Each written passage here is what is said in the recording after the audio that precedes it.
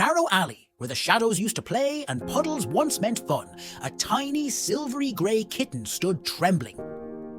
Blue eyes wide with fear, its soft fur slicked against its tiny frame. It had always feared water. But today, fear wasn't the only thing in its heart. Around it, the world was breaking apart. A living room became a swirling pool of broken memories.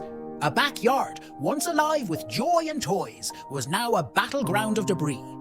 But amid the chaos, a desperate cry echoed through the wind. Not one, but many. Animals, helpless, stranded, fighting the current with fading strength. The kitten's ears perked up. Its fear clashed with something stronger, the pull to help. Dragging its paws through the waterlogged yard, it stumbled upon scattered toys, plastic blocks, old floaties, forgotten treasures. In a burst of clarity, it saw something no one else did: salvation in the wreckage.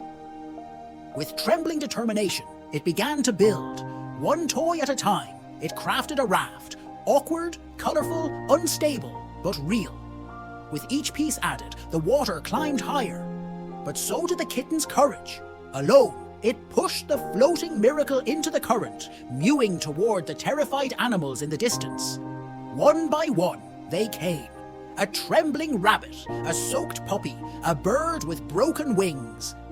They clung to each other, eyes wide with fear. The kitten, though still afraid, climbed aboard, balancing delicately. It used its body, its paws, even a toy shovel to steer. It wasn't just a kitten anymore. It was a captain. Waves crashed, thunder cracked. A massive swell nearly overturned the raft, and the raft, already fragile, began to splinter.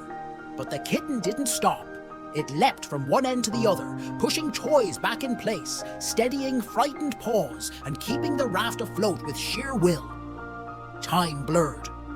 The flood didn't let up, but the raft pressed on. The kitten's eyes, once filled with fear, now burned with purpose.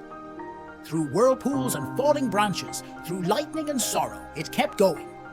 Then, like a whisper of hope, the current began to slow.